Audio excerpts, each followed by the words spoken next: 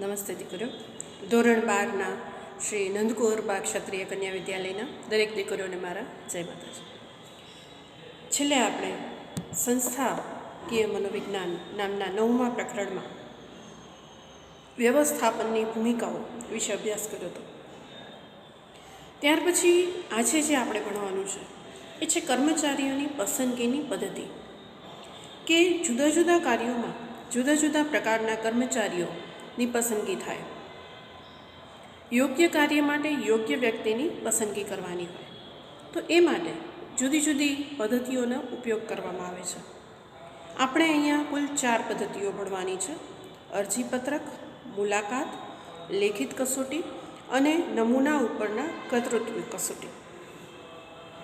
સૌથી પહેલાં આપણે વાત કરીએ અરજીપત્રકની.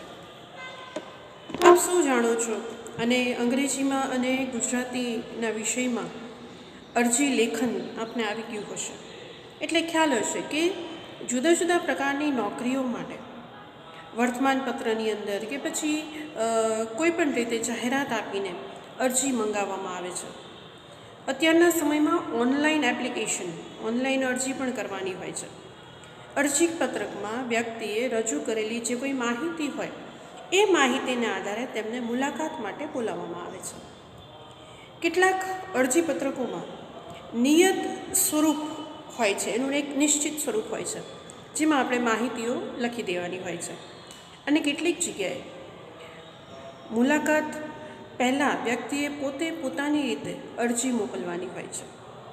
સામાન્ય રીતે અરજીપત્રકમાં શું હોય તો કે મોટાભાગની વિગતો વ્યક્તિલક્ષી હોય, જેમ કે નામ, સરનામું, ઉંમર, જાતિ, એનો સંપર્ક નંબર, ઈમેલ એડ્રેસ, એનો જે કંઈ ક્વોલિફિકેશન છે એ બધી માહિતીઓ હોય છે. તો સંશોધનો દ્વારા જે કંઈ ધોરણો નક્કી કર્યા છે એ પ્રમાણે અરજીપત્રક મંગાવવામાં આવે છે, અને એ અરજીપત્રકને આધારે પૃથ્થકરણ કરી અને અર્થઘટન કરવામાં આવે છે. અને જે અરજી એ યોગ્ય રીતે લખાયેલી હોય છે એ વ્યક્તિને મુલાકાત માટે બોલાવવામાં આવે છે. તો આ થયું અરજીપત્રક. અરજીપત્રક પછી બીજો તબક્કો આવે છે મુલાકાતનો. સામાન્ય રીતે મુલાકાત એટલે 2 કે તેથી વધુ વ્યક્તિની વચ્ચે થતી મોટામોટની વાતચીત. તો કર્મચારીની પસંદગી માટેની આ એક ખૂબ જ જૂની અને પ્રચલિત પદ્ધતિ છે કે મુલાકાતનો જો યોગ્ય ઉપયોગ કરવામાં આવે તો નિષ્ણાંત અનુભવી વ્યક્તિ દ્વારા તટસ્થતાપૂર્વક કોઈ પણ વ્યક્તિની પસંદગી અને નાપસંદગીનો નિર્ણય લઈ શકાય છે.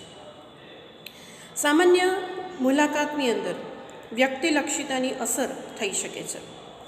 એને ઓછી કરવા માટે સંરચિત મુલાકાત પદ્ધતિનો ઉપયોગ કરવામાં આવે છે. એટલે કે મુલાકાત દરમિયાન શું પૂછવું છે એની અગાઉથી ડિટેલિંગ કરવામાં આવે અને એ જ વસ્તુ એને પૂછવામાં આવે છે. તો મુલાકાતના વ્યવસાયના સંદર્ભે વ્યક્તિ વિશેની જે માહિતી છે એ વૈજ્ઞાનિક રીતે પ્રાપ્ત કરવામાં આવે છે, અને મુલાકાતમાં બંને પક્ષે એકબીજાનું પ્રત્યક્ષીકરણ થાય છે. ઘણા બધા માનવીય મૂલ્યો એ દરમિયાન નોટિસ કરવામાં આવે છે. તો ઘણા બધા પરિબળો એ આ મૂલ્યાંકન ઉપર અસર કરે છે, અને સાયુજ્યનો અભાવ કે પછી પૂર્વગ્રહ કે પછી સામાન્યકરણનું વલણ કે પછી વિરોધાભાસ, આ ઘણી બધી વાતો એ મુલાકાત દરમિયાન સામે આવે છે. તો વ્યક્તિલક્ષી પરિબળોની અસર દૂર કરવી હોય, એને નિયંત્રિત કરવી હોય તો એક કરતાં વધુ મુલાકાતકર્તા દ્વારા સર્વાનુમત સાધી અને કર્મચારીની પસંદગી કરવામાં આવે તો એ વધારે યોગ્ય રહેશે. લેખિત કસોટીઓ, કે અરજીપત્રક મંગાવાઈ જાય એ પછી એ માહિતીને ધ્યાનમાં રાખી અને રૂબરૂ મુલાકાતમાં વ્યક્તિ પાસેથી એનું નોલેજ, એનો અનુભવ, વ્યક્તિત્વના પાસાઓ, એ બધી માહિતી મેળવવાનો પ્રયાસ કરવામાં આવે છે. તે છતાં એની કેટલીક મર્યાદાઓ છે.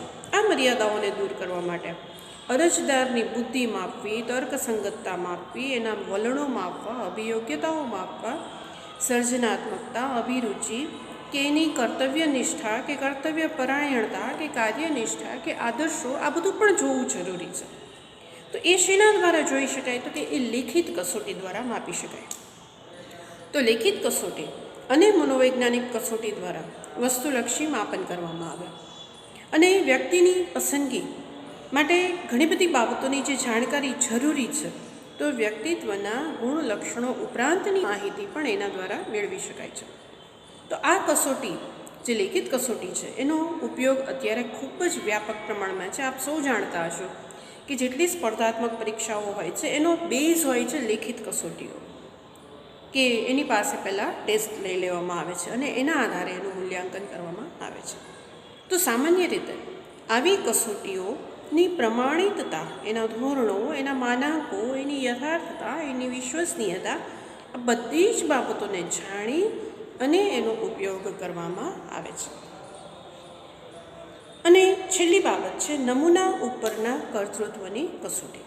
આ ખાસ સમજી લેજો, આ અલગ રીતે ટૂંકનોંધમાં પણ પૂછાય છે કે આ પ્રકારની કસોટીઓ એમાં કાર્ય વિશ્લેષણ દ્વારા જે કંઈ માહિતી પ્રાપ્ત થાય છે એને આધારિત છે. અને કાર્ય વિશ્લેષણ એટલે શું? તો કે કાર્યમાંના વિવિધ કાર્યોનું વિસ્તૃત વર્ણન કરવું. કે અમે શિક્ષક છીએ તો અમારું કામ શું? ભણાવવાનું. પણ શું ભણાવવાનું? ક્યાં ભણાવવાનું? કેવી રીતે ભણાવવાનું? કેટલું ભણાવવાનું? તો એ કાર્યમાંના કાર્યોનું વિશ્લેષણ થયું. તો આવી રીતે કાર્ય વિશ્લેષણ એટલે કાર્યમાંના કાર્યોનું વિસ્તૃત વર્ણન કરવું.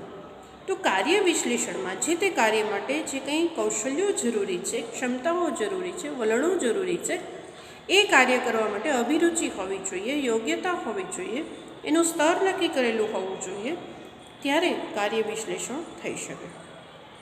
તો કાર્ય વિશ્લેષણની અંદર કાર્યના વર્ણનનો પણ સમાવેશ થઈ શકે.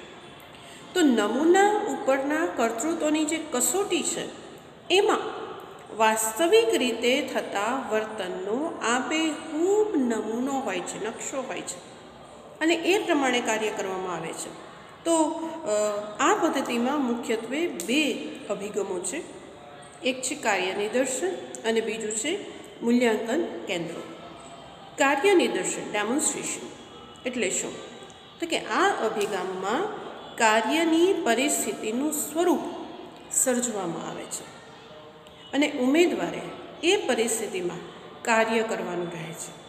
હવે જ્યારે એ કાર્ય કરતો હોય ત્યારે એનું નિરીક્ષણ થાય અને એ પરિસ્થિતિમાં વ્યક્તિ કયું કાર્ય કેવી રીતે કરે છે એની વિશે અનુમાન કરવામાં આવે. કે દાખલા તરીકે કે ઓફિસના કામ માટે કોઈ ક્લાર્કની નિયુક્તિ કરવાની છે, તો એક ઓફિસ જેવું વાતાવરણ ક્રિએટ કરવામાં આવે. એમાં ટેબલ હોય, ખુરશી હોય, કાગળો હોય, ફાઇલ હોય, જે કંઈ સ્ટેશનરી મટીરિયલ જરૂરી હોય એ બધું જ હોય, કોમ્પ્યુટર હોય. તો એની પાસે જે કંઈ કાગળો ટાઈપ કરાવવાના હોય એ ટાઈપ કરાવવાના, સહી સિક્કા કરવાના, પોસ્ટ કરવાના, ફાઇલ કરવાની અને એમાં રહેલી ભૂલો શોધવાની, એ ભૂલો એ કઈ રીતના સુધારે છે એની નોંધ કરવાની, કેટલો સમય લે છે, એની ભાષા કેવી છે, એનો એપ્રોચ કેવો છે, એ યોગ્ય રીતે ફાઇલિંગ કરે છે કે નહીં, એ યોગ્ય રીતે કવર બનાવે છે કે નહીં, એ ફાઇલમાં પંચ કેવી રીતના કરે છે,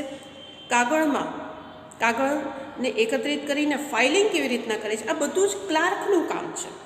તો એની માટે એવું એક આ વાતાવરણ ઊભું કરીને એ કેવી રીતે કામ કરે છે એનું ઓબ્ઝર્વેશન કરવામાં આવે. તો આ થયું કાર્ય નિદર્શન, ડેમોન્સ્ટ્રેશન, કે એને પહેલાં બતાવવામાં આવે કે તમારે આવું કામ કરવાનું છે અને પછી જ્યારે એ કામ કરતા હોય ત્યારે એના કાર્યનું નિરીક્ષણ કરવામાં આવે છે. અને મૂલ્યાંકન કેન્દ્રો, કે મૂલ્યાંકન કેન્દ્રો છે એ વ્યવસ્થાપકોની પસંદગી માટે ઉપયોગમાં લેવામાં આવે છે, કે જેમાં તાલીમ પામેલા મનોવૈજ્ઞાનિકો એ મૂલ્યાંકનની કાર્યશાળાઓનું સંચાલન કરતા હોય છે, જેમાં જુદા જુદા તાલીમાર્થીઓ હોય, ઉમેદવારો હોય, કે જે વાસ્તવિક પરિસ્થિતિનું નિર્માણ કરે અને જુદા જુદા સ્વાધ્યાય, ચર્ચા, એની મેનેજમેન્ટની સ્કિલ, કે પછી ડિસિશન પાવર કે ડિસિશન મેકિંગ, આ બધાનું મૂલ્યાંકન કરશે અને અંતે ઉમેદવારની ક્ષમતાઓ નક્કી કરી એની નિર્ણય ક્ષમતા, એની સંચાલન શક્તિ, લોકો સાથેના સહકારયુક્ત વર્તન, આ બધું જ ઓબ્ઝર્વ કરવામાં આવે અને એના આધારે એનું મૂલ્યાંકન થશે. તો આવી રીતના એક કર્મચારીની પસંદગી કરવામાં આવે છે. તો આજે આપણે કર્મચારીની પસંદગીની 4 રીતોની વાત કરી: અરજીપત્રક, મુલાકાત, લેખિત કસોટી અને નમૂના પરના કર્તૃત્વની કસોટી. અને હવે આ પ્રકરણમાં છેલ્લો મુદ્દો બાકી રહે છે, કાર્યપ્રેરણા અને તાલીમ અને કર્તૃત્વ મૂલ્યાંકન. એ આપણે આની પછીના લેક્ચરની અંદર ભણીશું. તો દરેક દીકરીઓને મારા જય માતાજી.